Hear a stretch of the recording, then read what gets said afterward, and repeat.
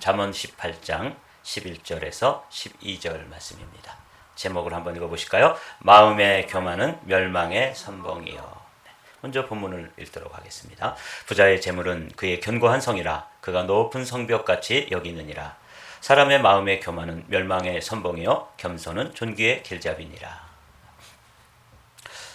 지혜자였던 솔로몬은 이 잠언에서 반복적으로 교만에 관해서 말씀을 하고 있어요. 그러니까 자신도 교만할 소지가 너무 지혜로운 사람이고 또 부와 귀와 영화를 누렸던 인물이기 때문에 자신 안에서도 교만해질 그 씨앗, 교만의 씨앗이죠. 교만할 가능성 이런 게 언제나 있다는 것을 발견하고 그렇게 교만해지면 결국 인생 망한다 하는 것을 깊이 깨달았겠죠. 그리고 또 주변에 아무것도 아닌데 그 마음의 교만, 오늘 본문이 12절에 보면 행동으로 나타난 교만도 아니고 마음속에 아직 행동으로 드러나거나 말로 표현되거나 이렇게 겉으로 드러난 교만이 아니라 마음속에 아직 씨앗으로 남아있고 가능성으로 잠재적인 형태로 남아있는 요 교만까지도 이 솔로몬은 예의주시하고 있는 거죠. 야, 이거 망하는 길이다. 그렇죠? 사람의 마음의 교만은. 그래서 오늘은 요 마음의 교만, 이걸 한번 살펴보려고 합니다. 이게 이제 망하는 지름길이라는 것이죠. 겸손은 존귀의 앞잡이니라. 근데 이 말씀이 어디와 연관되어지냐면 어제 우리가 10절 말씀을 나눴죠.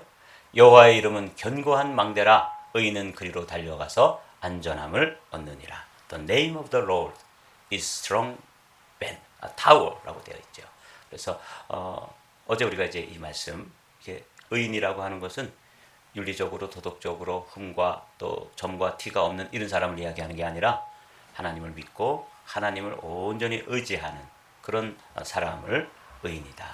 이 사람은 하나님의 이름, 여호와의 이름을 의지하고 그 여호와의 이름 안에서 자신의 삶의 기초를 놓고 그리고 그 하나님의 힘을 덧입어서 자신의 인생을 경영하는 사람. 여호와의 이름은 견고한 망대라. 이 이제 믿음의 사람들이 의지하는 것이죠. 그런데 오늘 11절에 보면 부자의 재물은 그의 견고한 성이라. 그가 높은 성벽같이 여기느니라. 돈이 많은 사람들은 하나님 의지하거나 또 하나님께 나아가서 그 도움을 요청하는 대신 자신이 가지고 있는 부, 자신이 가지고 있는 재물이 뭐가 되는 거예요? 자신의 망대가 되는 거죠. 의지하는 게 되는 거예요. 이거 아주 주의해야 될 문제죠. 이거를 조금 세번역으로 보면 이게 무슨 뜻인지 마음에 조금 더 와닿아요. 부자의 재산은 그의 견고한 성이 되니 그는 그것을 아무도 못 오를 높은 성벽처럼 여긴다. 그거 의지하고 그거 자랑하고 그것 때문에 아주 든든하게 마음 든든하게 생각한다는 거예요. 실제로는 어떻게 살아야 되는데요?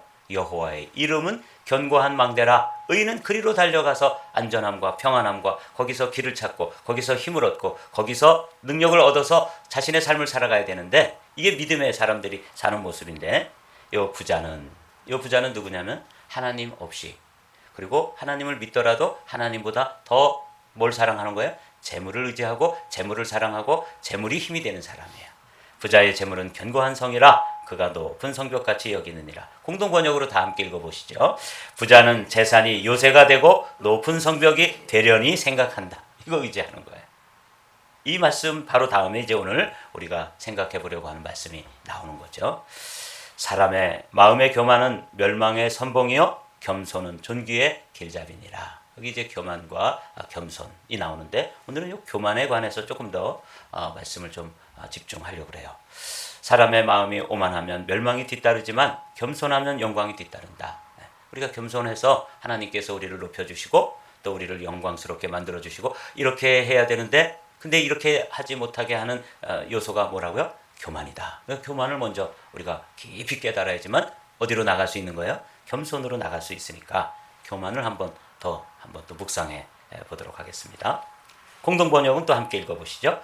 교만에는 재난이 따르고 겸손에는 영광이 따른다. 이 공동번역은 누차에 거쳐서 말씀드렸지만 우리 개신교의 학자들과 또 캐톨릭의 학자들, 이 학자들은 이 학문의 깊이가 깊은 사람들이 있죠. 그래서 양 진영의 학자들이 모여서 공동으로 번역했어요. 어떻게 보면 좀 보수적인 입장에서 보면 이거 뭐 카톨릭 사람들하고 천주교 사람들하고 같이 번역한 거 아니야? 이렇게 이게 좀 경원시할 수도 있지만 한편으로 생각해 보면 우리 개신교의 학자들이 가지고 있는 믿음의 깊이와 또 지식의 깊이가 있죠. 또 캐톨릭 신학자들이 가지고 있는 그 학문의 높이가 있죠. 그 우리의 학문의 깊이와 저들의 학문의 높이와 이게 잘 만나가지고 번역을 했는데 제가 가끔씩 번역을 보면 번역이 간결하면서도 핵심을 놓치지 않고 있어요. 아주 쉽게 번역이 됐죠. 교만에는 재난이 따르고 겸손에는 영광이 따른다. 아주 이해가 되셨죠? 그래서 오늘은 이 교만에 재난이 따르고 또 멸망이 뒤따르고 멸망의 선봉. 그러니까 교만하면 앞에 이제 교만한 게 보이면 반드시 뒤따라서 뭐가 온다는 거예요? 패망이 온다는 거죠. 멸망이 온다는 거 아닙니까? 이 얼마나 중요한 주제예요. 그래서 이 솔로몬도 이 통찰한 후에 이걸 반복해서 이야기해주고 우리도 반복해서 들어야 되는 것이죠. 잠언 16장에서 이미 우리가 나눈 말씀입니다. 한번 맨 위에 한 줄만 읽어보시죠. 교만은 패망의 선봉이요 거만한 마음은 넘어짐의 앞잡이니라. 지금 오늘 잠언 18장에서는 대꾸로 사람의 교만은 멸망의 선봉이요 겸손은 존귀의 길잡이니라. 그래서 교만과 겸손을 대꾸로 이렇게 우리에게 교훈을 주시는데 잠언 16장에서는 교만, 거만 이런 것들을 함께 묶어가지고 교만은 패망의 선봉, 거만한 마음은 넘어지는데 앞잡이 이렇게 되었어요. 이것도 이제 새 번역과 또 공동 번역을 여러분 눈으로 한번 읽어보십시오.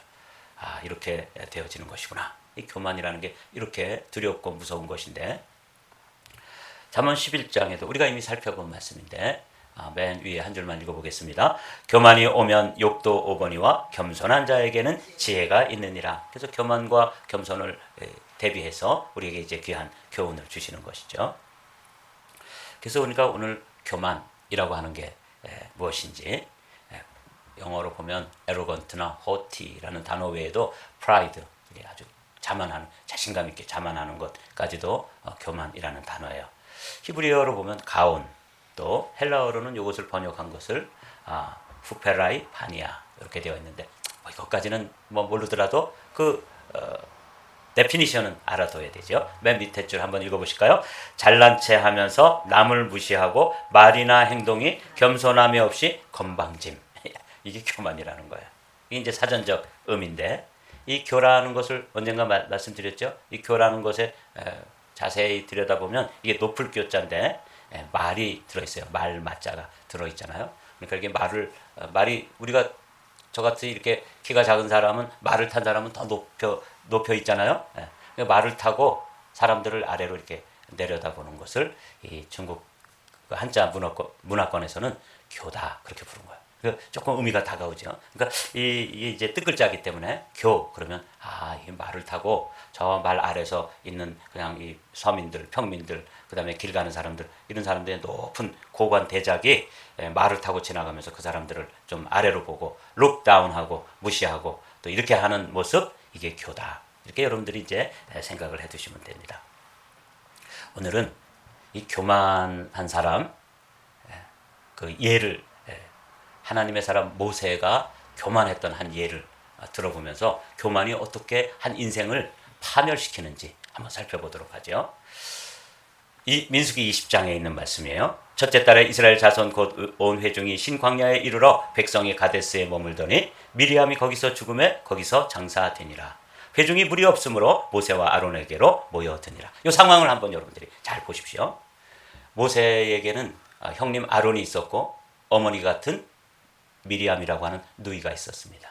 그래서 이게 출애굽 지도자들인데 이분들이 함께 늘 출애굽 그 공동체를 인도하면서 서로 의논도 하고 또 힘이 되어주고 도움이 되기도 하고 때로는 이 아론과 또 미리암 누이가 이 모세의 리더십에 또 반기를 들어가지고 어게인스트 하는 거죠. 반대해가지고 힘들기도 하고 그랬어요. 어떤 경우에는 이 모세의 리더십에 반기를 들어가지고 미리암이 문둥병이 걸렸던 그런 예도 민수기 12장에 보면 나와요. 그러다가 이제 시간이 지나서 그 문둥병은 좀 나았지만 아마 제 생각에는 그때 건강에 큰 데미지를 입었을 거예요. 그래서 결국 이제 민수기 20장에 오면 그 가데스라고 하는 그 지역에 왔는데 미리암 그 누이가 죽었어요. 그러니까 이 모세에게는 큰 충격. 물론 뭐 200만 명 정도의 사람이 나와서 거기 여호수아와 갈렙 외에는 다 광야에서 죽어서 성경에서 장례식을 가장 많이 치른 사람이 모세인데 그 중에서도 이 미리암이라고 하는 이 어머니와 같은 존재죠. 자신을 그 나일강에 띄우고 그 3달밖에 안 된 그 모세를 나일강에 띄우고 그걸 누가 주워 가나 봤다가 바로의 공주가 건져내서 가져가려고 그럴 때 자기 어머니를 유모로 소개하고 이랬던 생명의 은인이 누구냐면 미리암이에요. 미리암이 죽었다는 것이죠. 가장 사랑하고 또 의지가 됐던 누나가 그 광야길에서 이제 죽어서 장례를 지내고 있는 중에 또 하나의 일이 겹친 거죠. 그게 뭐예요? 물이 부족했어요. 사람들이 와가지고 모세의 그 심정, 모세의 그 무너지는 마음은 아랑곳 없이 물이 없다고 막 와서 아우성을 치는 거예요. 이게 참 얼마나 힘들었겠습니까? 너희는 죽었는데 그것 때문에도 마음이 무너지는데 또 백성들은 와가지고 아랑곳하지 않고 물 내라, 우리 목말라 죽는다 이러면서 막 모세에게 이제 들이닥치는 거죠. 여러분 같으면 어떻게 하겠습니까? 이 상황을 기억하시면서 빠른 속도로 모세가 이제 반석을 쳐서 물을 내는 장면을 쭉 읽어보도록 하겠습니다. 백성이 모세와 다투어 말하여 이르되 우리 형제들이 여호와 앞에서 죽을 때 우리도 죽었다면 좋을 뻔하였도다. 너희가 어찌하여 여호와의 회중을 이 광야로 인도하여 우리와 우리 짐승이 다 여기서 죽게 하느냐. 지금 실제로 모세의 가정에서는 초상이 난 거예요. 죽는 일이 벌어졌어요. 물론 뭐 나이가 들어서 죽었다고 하지만 모세에게 있어서는 가족이 한 사람인 누이가 지금 초상이 났는데 와가지고 물 내놓으라 그러면서 모세에게 대들면서 우리도 죽여달라. 우리 죽었으면 좋을 뻔했다. 뭐 죽겠다. 뭐 아주 죽는 얘기를 하면서 뭐 그냥 모세의 마음을 아주 심란하게 만들었어요. 저도 목회를 하다 보면 이런 저의 리더십을 향해서 이렇게 도전해오는 그런 경험을 종종 하긴 해요. 그래서 모세의 마음이 좀 이해가 됐어요. 그래서 모세와 아론은 하나님께 나가 기도했을 때 하나님께서 응답해 주셨습니다. 이게 7절과 8절이에요. 여호와께서 모세에게 말씀하여 이르시되 지팡이를 가지고 내 형 아론과 함께 회중을 모으고 그들의 목전에서 너희는 반석에게 명하여 물을 내라. 유명한 구절이기 때문에 여러분 다 아시죠? 반석에게 명하라 이렇게 말씀하셨다는 것 우리 뭐 다 알고 있는 말씀이에요. 내가 그 반석이 물을 내게 하여 회중과 그들의 짐승에 마시게 하라. 그래서 이제 기도하다가 응답을 받은 거죠. 나가보겠습니다. 모세와 아론이 회중을 그 반석 앞에 모으고 모세가 그들에게 이르되 반역한 너희여 들으라. 여기 이제 모세가 교만하게 실수하는 장면을 오늘 여러분과 함께 나누려는 거예요. 반역한 너희들이여 들으라. 우리가 너희를 위하여 이 반석에서 물을 내랴 하고, 물은 사실은 누가 내시는 거예요? 하나님이 내시는 거예요. 자기가 낸다는 거예요. 우리가 낸다는 거예요. 모세와 아론이. 그러니까 여기서부터 이제 모세가 평정심을 잃은 거죠. 아주 쉽게 표현하면 맛이 갔어요. 그래서 이제 평정심을 잃고 말도 막 하고 그다음에 어떻게 하는지 보죠. 11절 말씀을 너무 중요한 구절이니까 함께 읽습니다. 모세가 그의 손을 들어 그의 지팡이로 반석을 2번 치니 물이 많이 솟아나오므로 회중과 그들의 짐승이 마시니라. 네. 여기 반석을 명하라 그랬는데 반석을 쳤다. 이건 뭐 우리가 너무 많이 들어서 알고 있는 말씀인데 결과적으로는 그들의 요구가 들어졌고 물도 나오고 다 되었습니다. 그런데 결과는 그렇게 되었지만 하나님께서 명령하신 방법과 모세가 행한 방법 사이에 디퍼런스가 있었던 것이죠. 반석을 명하라. 네. 갑자기 자신의 마음에 혈기가 생기고 평정심을 잃고 그 반석을 쳐버렸어요. 이때 이제 원래 모세라고 하는 인물이 온유함이 그 지면에 온 지면의 사람들보다 더 온유한 사람이다. 이게 민수기 12장에 나오는 말씀이거든요.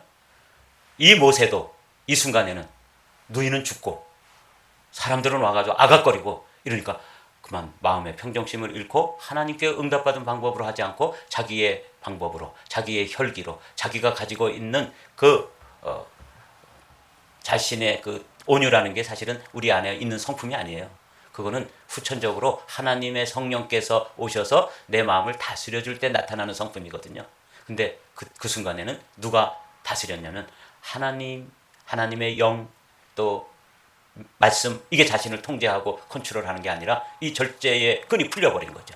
평정심을 잃고 그냥 혈기로 자신이 원래 가지고 있었던 그 자 안에 누르고 있었던 그것이 뭐냐면 이 모세의 혈기입니다. 이 모세는 온유한 사람이라고 평가되었지만 사실은 혈기의 사람입니다. 어느 정도 혈기가 있었던 사람이에요?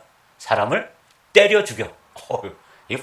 저는요 혈기가 있다고 우리 집사람이 늘 얘기해서 나도 주의를 하는데, 저는 죄송하지만 누구를 때려 죽인 적은 없어요. 제가 그래도 괜찮은 사람입니다.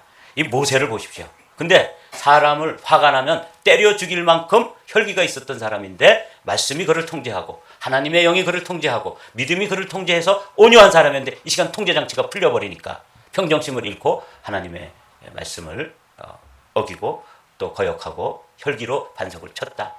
뭐 반석을 명하든지 반석을 치든지 제가 볼 때는 뭐 그 큰 차이가 없어요. 자, 그런데 여기에 대해서 하나님께서 다루시는 것이 이제 중요하죠. 여호와께서 모세와 아론에게 이르시되 너희가 나를 믿지 아니하고 이스라엘 자손의 목전에서 내 거룩함을 나타내지 아니한 고로 너희는 이 회중을 내가 그들에게 준 땅으로 인도하여 드리지 못하리라.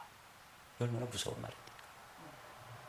여러분, 이 교만이라고 하는 것이 그 순간적으로 자신이 높아지고 순간적으로 자신 안에 있던 혈기와 자신 안에 있던 분기가 확 솟아올라가지고 분출된 거죠. 그래가지고 통제장치가 풀리면서 그 반석을 친 것, 이것에 대해서 주님께서 정확하게 요약을 해주시잖아요. 너 그거 난 믿음으로 한 거 아니다.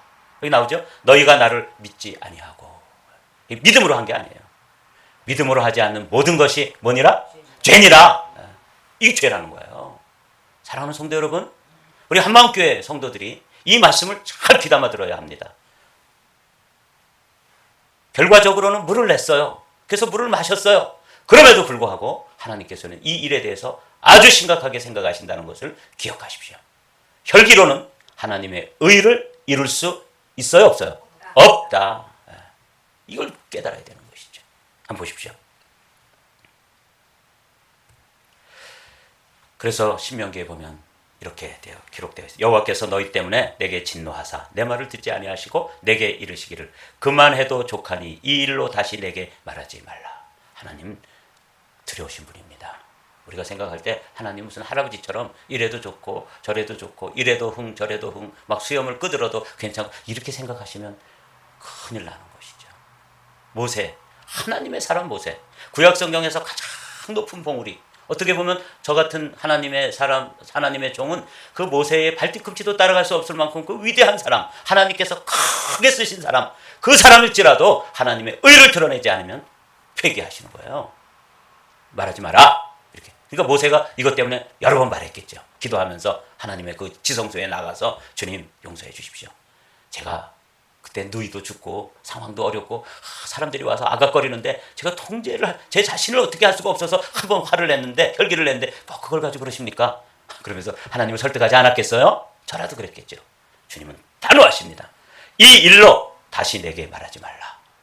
너는 비스가산 꼭대기에 올라가서 눈을 들어 동서남북을 바라고 내 눈으로 그 땅을 바라보라. 너는 이 요단을 건너지 못할 것임이니라. 사실 40년 동안 광야에서 그 요단강을 건너서 약속의 땅 가나안에 들어가 보는 것이 이 모세의 목표였고 비전이었고 꿈이었습니다. 그런데 그 마지막 순간에 그렇게 그곳에 들어가지 못한다. 이 사건은 우리에게 두고 되씹어보고 또 되새김해보고 곱씹어보고 그래야 될 말씀이에요. 여러분, 저도 이제 목회를 다 마치면 한 40년 목회하거든요. 그 목회하고 모세하고 거의 같은 연수를 목회를 한다고요. 그래도 하나님 앞에 밤잠을 자지 못하고 또 기도하고 성도들 때문에 금식하고 이렇게 목회를 했다 할지라도 뭐하면? 교만하면, 하나님 앞에 겸손하지 못하면 하나님은 그 인생을 받아들이지 않으신다. 이거예요.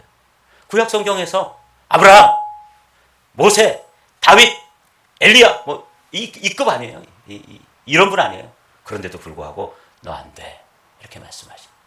여기에 하나님의 단호함이 들어있지 않습니까? 자, 사랑하는 성도 여러분, 이게 교만입니다. 이게 교만은 패망의 선봉이라는 거예요. 자, 조금만 더 살펴볼게요. 너무 중요한 말씀드리기 때문에 여러분들이 한번 읽어보셔야 돼요. 성 안토니가 한 이야기를 한번 읽어보죠. 시작. 마귀가 두려워하는 것은 오직 겸손이요 하나님이 가장 미워하는 것은 교만이다. 교만. 이거는 뭐 목사가 됐든 장로가 됐든 권사가 됐든 기도 많이 하시는 노 권사님이 되었든 안 되는 거예요. 교만 여러분 안에서 뿌리채 뽑혀지시기를 주님의 이름으로 축복합니다. 탈무드에 보면 재밌는 이야기가 있더라고요. 파리 한 마리도 인간보다 먼저 지어졌다고 생각하면 인간은 그다지 교만해질 이유가 없다. 제가 이걸 보면서 웃었어요. 파리가 우리보다 선배예요. 그렇죠? 하나님 이 세상 다 지어놓으시고 그 다음에 맨 마지막에 만물의 영장인 우리를 지으셨잖아요. 그러니까 파리든지 모기든지 뭐 미물 같은 것도 사실 우리보다 먼저 지어졌다는 거죠. 저는 까마득히 몰랐어요. 그러다가 제가 이 탈무드에 있는 글을 뒤적뒤적 하다가 보고 우리가 교만할 이유가 없다. 파리 한 마리도 우리 파리 목숨 우습게 생각해. 파리가 우리보다 선배예요. 먼저 지어졌다고요. 그러니 우리가 교만할 이유가 뭐가 있냐는 거죠. 교만은 모든 죄악의 왕이다. 교만이 올라오면 모든 덕은 물러간다. 너는 지난 일을 생각하면 부끄럽고 현재 생활은 통곡할 만하고 죽은 뒤 일을 생각하면 두려울 뿐이니 사람이 세 가지를 늘 생각하면 교만을 이길 수 있다. 얼마나 그러니까 이 교만에 대해서 많은 성자들이 묵상을 했던 거죠. 그래서 지난 일 생각하면 부끄러운 것이고 현재 내가 사는 이 신앙생활하는 모습 보면 하나님 앞에 통곡을 할 뿐이고 내가 떠난 다음에 나를 생각할 그 뒷일을 생각하면 두려운 것뿐이다. 얼마나 이걸 이렇게 생각하면 교만할 이유가 없다고요? 있다고요? 없어요. 교만할 이유가 하나도 없는 것이죠. 마지막으로 여기 보십시오. 이거 한번 다 같이 읽어보실까요? 시작. 교만은 천사를 떨어뜨려 마귀가 되게 하고 겸손은 사람으로 천사가 되게 한다. 교만은 어리석은 자에게 반드시 따르는 악덕이다. 교만하면 그 천사장이었던 천사도 마귀가 되고 겸손하게 되면 오늘 주제가 교만과 겸손이잖아요. 교만에 대해서 많이 말씀을 선포했지만 여러분들이 이 말씀 잘 기억해 두십시오. 교만은 천사를 떨어뜨려 마귀가 되게 하고 겸손은 사람으로 천사가 되게 한다. 이 이제 라인홀드 니버라고 하는 신학자가 주시는 말씀이에요. 여러분 오늘도 내 안에 있는 교만의 씨앗, 마음의 교만이라고 오늘 주제가 오늘 그것인데 마음의 교만까지도 싹을 잘라버리고 뿌리를 뽑아버리고 여러분들이 겸손의 사람으로 덧입게 되기를 주님의 이름으로 축복합니다.